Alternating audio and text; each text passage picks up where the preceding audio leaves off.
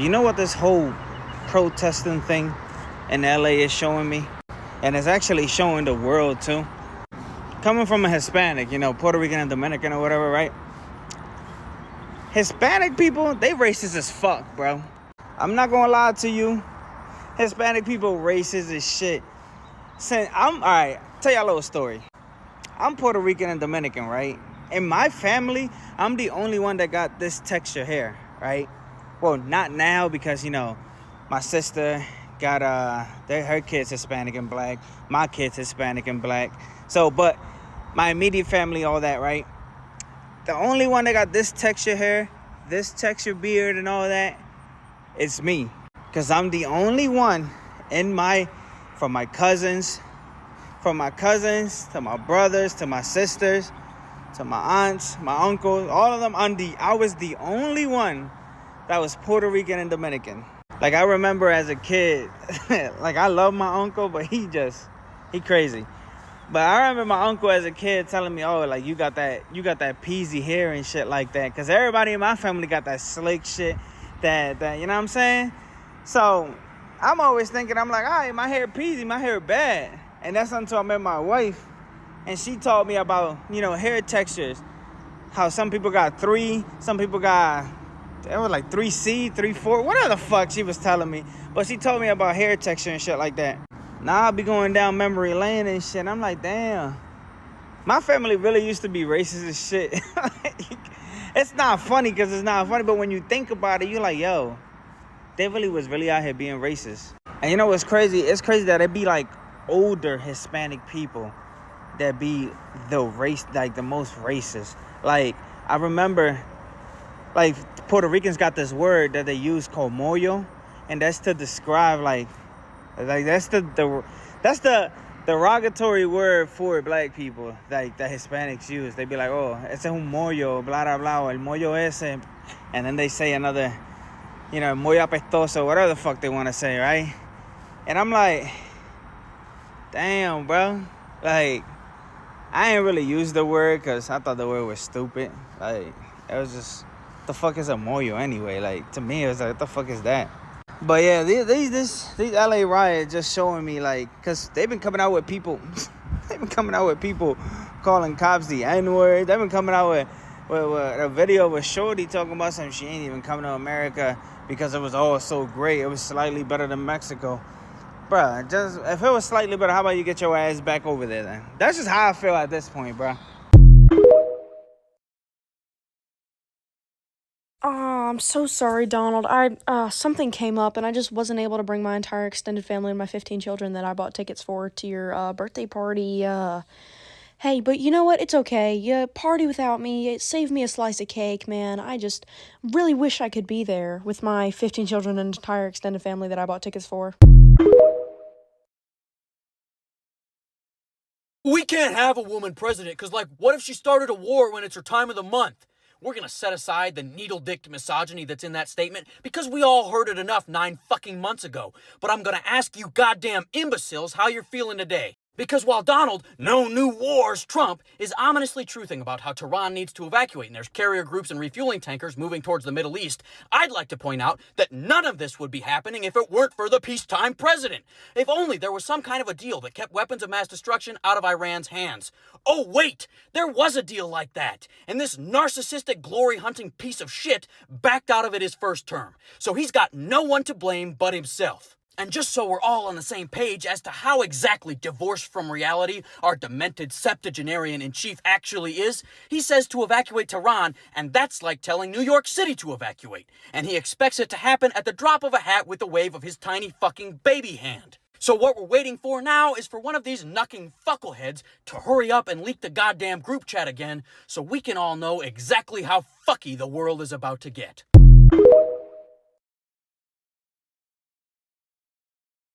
The speaker criticizes the outdated, sexist argument against having a woman president, pointing out the hypocrisy given current events under former President Trump. They express frustration over escalating military tensions in the Middle East, specifically involving Iran, and blame Trump for withdrawing from the Iran nuclear deal, which had previously helped maintain peace. The speaker highlights the absurdity of Trump's rhetoric, such as calling for the evacuation of Tehran, and underscores the dangers of his actions. They end by sarcastically waiting for insider leaks to reveal how dire the situation truly is. So what do you all think about this video? Let me know in the comments section. Don't forget to give it a like.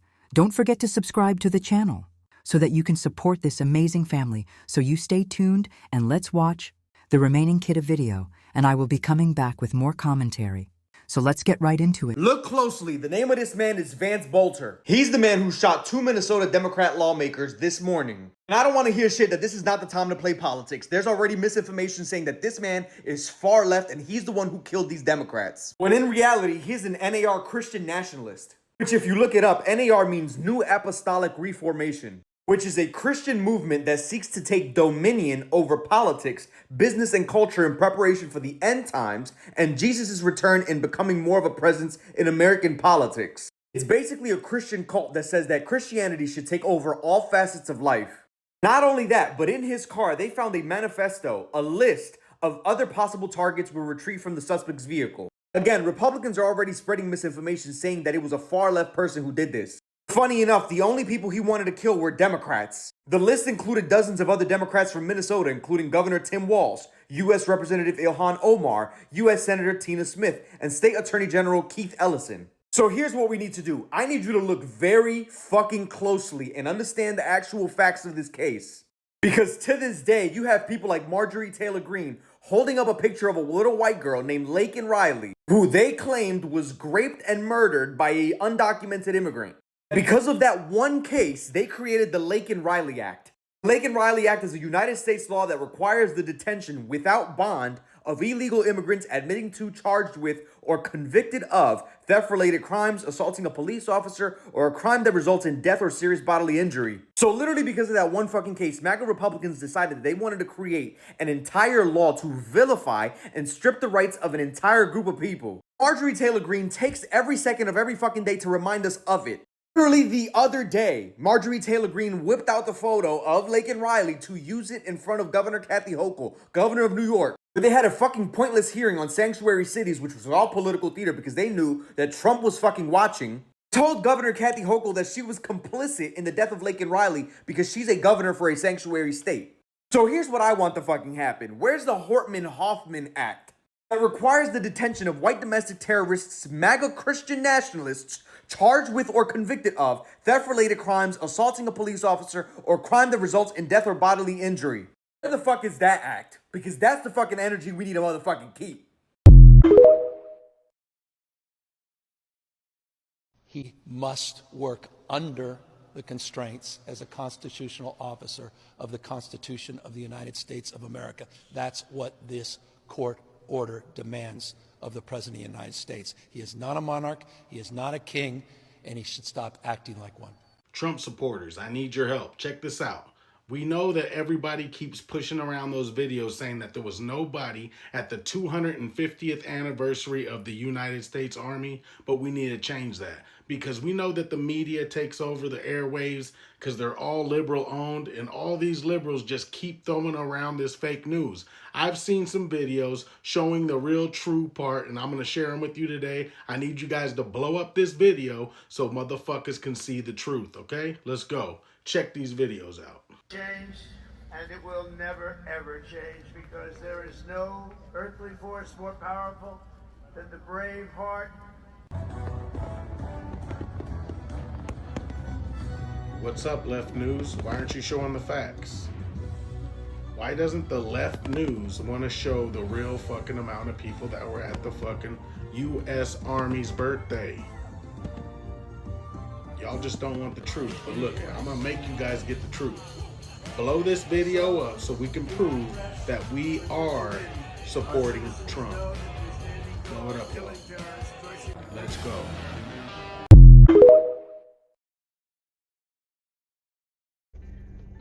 Outstanding. I mean, really, 12 million people, 12 million of you showed up for the No Kings protest yesterday. Now that felt good. Now, did it do anything? Yes, it did, MAGA. He got the message loud and clear. He knows that we know. Ain't no way in hell He won that contest. And speaking of MAGA, why didn't you show up for your boy?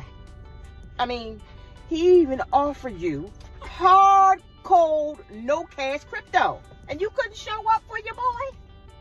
Only 5,000 or 6,000 of you? I mean, I don't know. 5, 6 cents, what's the difference? You couldn't show up for your boy? Now he real mad. He real mad. All up in his feelings. But anyway, who cares? America, good job. Keep fighting. And we just might see another day. Outstanding. I mean, really, 12 million people. 12 million of you showed up for the No Kings protest yesterday. That felt good. Or did it? Did it matter? Yes, it did. MAGA got the message, loud and clear. He knows that we know. Ain't no way in hell he won that contest. And speaking of MAGA, where were you for your boy? I mean, the man even offered you hard, cold, no cash crypto, and y'all still couldn't show up? What was it, 5,000? Maybe 6,000 of you? I don't know, 5, 6. What's the difference? You couldn't even show up for your real man? He's all up in his feelings now. But anyway, who cares? America, good job. Keep fighting. We just might see another day. So, let me know what you think about this video in the comment section. What are your thoughts? Are you there for the king? Also let me know in the comment section, and I'll be right there waiting for you guys. So who else is just extremely disappointed in the amount of hate that still exists in this country in 2025? Yeah, me too. You know, if you're my age, Gen X, I'm 51. Am I 51? I'm 51. But anyway, you know, when we were young, we learned a lot about, slavery and then civil rights and just all the things that happened in the history of the United States. And I think we went through a period of time where we sort of convinced ourselves that we were getting better, that a lot of that was going away, that we were improving. But now I don't think we ever were. I think what we're seeing today is that technology and access to large groups of people and the ability to reach mass numbers through the internet and through social media applications, I think what we're seeing today is that technology has just uncovered a lot of the hate that we assumed was going away because we weren't exposed to it every day. But, the fact of the matter is, it is still here in full force. It never went away. It was always here. And at least for my generation, I think we grew up and we saw, or what we thought we saw was improvement, and it made us feel a lot better because we were trying to create a world that our kids were going to live in and our grandkids were going to live in. And we didn't want them to live, in times similar to those that we had historically in this country. And now we're all faced with the reality that that's just not a thing. Our kids are going to be exposed to all the hate. Our grandkids are going to be exposed. This is not changing. If anything, it's getting worse. Because these people that hate have so much easier access to reach them and spread their hate. And I think for me, that's probably the biggest disappointment in this country right now.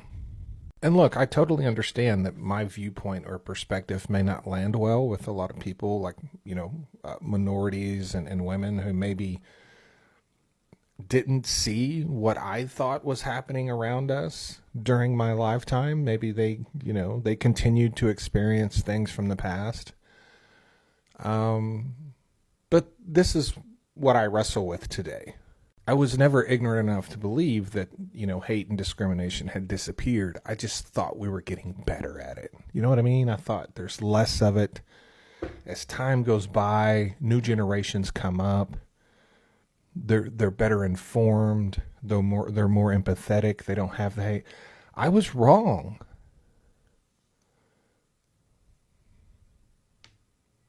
I was wrong.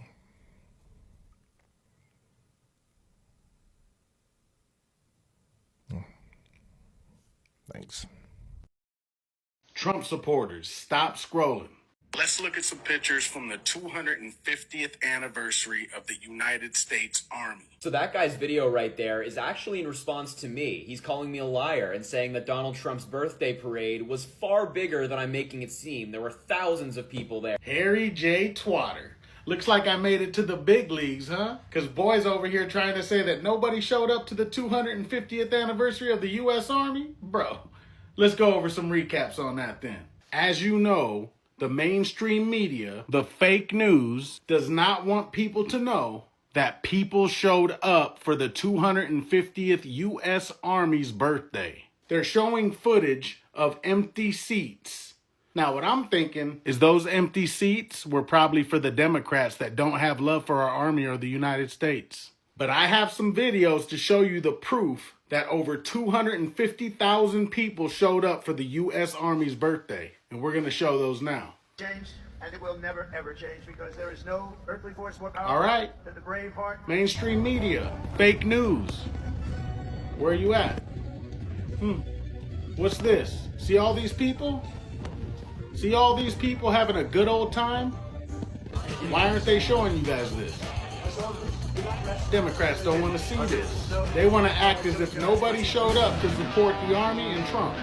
I need all the Trump supporters to blow this video up so that we can show we all support Donald Trump. So tap the buttons from the bottom up, share it with a friend. Let's get this ball a-rolling. 3.5%. That's the magic number to topple a regime, a dictatorial fascist government. 3.5%. Just to do the math real quick, there's approximately 340 million Americans. 3.5%, just under 12 million.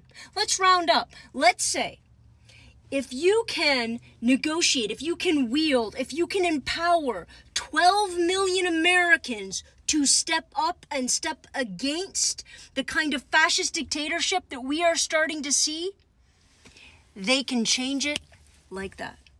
Now, I am not saying it is easy, it is overnight. Yesterday, the No Kings protest was an incredibly powerful first step.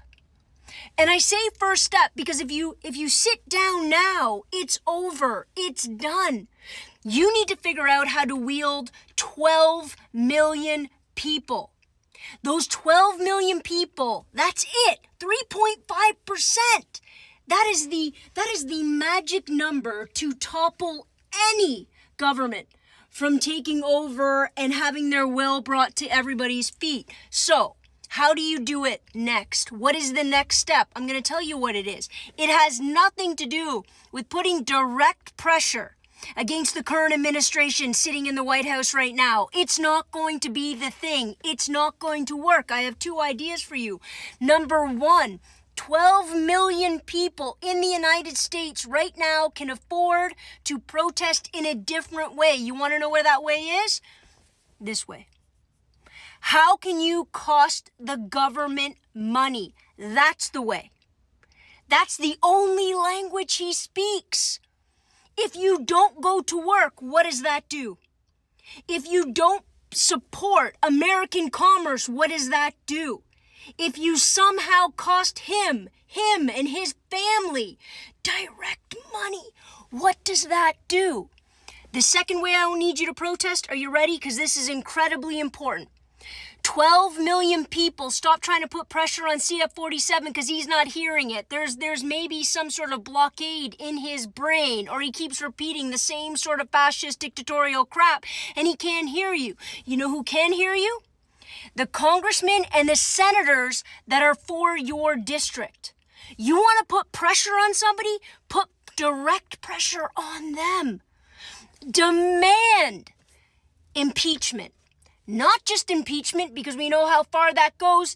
Demand removing him from office. They're going to need to go full tilt. They need to go all the way. And they need to understand that unless they come down on the right side of history, your congressmen and your senators, unless they stand with you as you demand them to in order to put this individual where they belong, which in all fairness is in prison, you need to tell them Unless they stand with you, they're standing outside of the government come next election, no holds barred. You are going to use every ounce of power that you have to put pressure directly on them. They don't have the power of the White House. They don't have the Secret Service, the CIA. They don't have multi-billionaires protecting them at every step along the way. Put pressure on the weakest links. They're the ones that are going to make the change. They're the ones that actually do have the power, because if you have the numbers, if the 12 million stand up in unison, the weak and the embarrassingly fragile will crumble with your demands and stand up for what they need to stand up for. Otherwise, they're out of a job, they're out of power, and they absolutely have no say in what goes on in the United States of America. 3.5% now. Thank you for sharing that.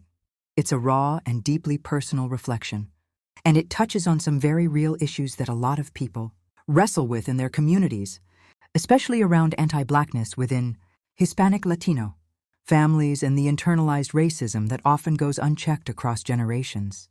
Let me break down some of the key things you're talking about. 1.